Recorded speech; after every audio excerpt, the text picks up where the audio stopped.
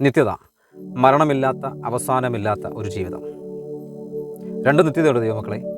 ഒന്ന് സ്വർഗീയ നിത്യതയും, രണ്ട് നരകമെന്ന നിത്യതയും. പക്ഷേ എൻ്റെ ചോദ്യം ഇതാണ്: ആരാണ് സ്വർഗീയ നിത്യതയിൽ പ്രവേശിക്കുന്നത്? ആർക്കാണ് സ്വർഗരാജ്യത്തിൽ കടപ്പാൻ ദൈവം അനുവാദവും അവകാശവും കൊടുക്കുന്നത്? യോഹന്നാൻ്റെ സുവിശേഷം 3-ാം അധ്യായം 16-ാമത്തെ വാക്യം ഇങ്ങനെ വായിക്കുന്നു: തൻ്റെ ഏകജാതനായ പുത്രനിൽ വിശ്വസിക്കുന്ന ഏവനും നശിച്ചു പോകാതെ നിത്യജീവൻ പ്രാപിക്കേണ്ടതിന് ദൈവം അവനെ നൽകുവാൻ തക്കവണ്ണം ലോകത്തെ സ്നേഹിച്ചു.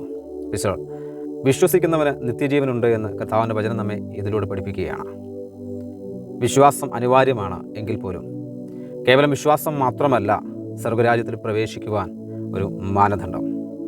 മത്തായിയുടെ സുവിശേഷം 7-ാം അധ്യായം 21-ാമത്തെ വാക്യം പറയുന്നു: അതേ എൻ്റെ പിതാവിൻ്റെ ഇഷ്ടം ചെയ്യുന്ന ആരോ അവർ സ്വർഗരാജ്യത്തിൽ പ്രവേശിക്കും. Praise the Lord.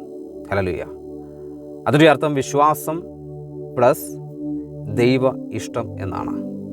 ദൈവങ്ങളെ സ്വർഗത്തിൽ പ്രവേശിക്കുവാനുള്ള വഴിയെന്ന് പറയുന്നത് ദൈവിക വിശ്വാസം പ്ലസ് ദൈവത്തിൻ്റെ ഇഷ്ടം എന്നുള്ളത് തന്നെയാണ്. പ്രിയ ദൈവമക്കളെ, എനിക്ക് നിങ്ങൾക്കൊക്കെ ഒരു നിത്യതയുണ്ട്.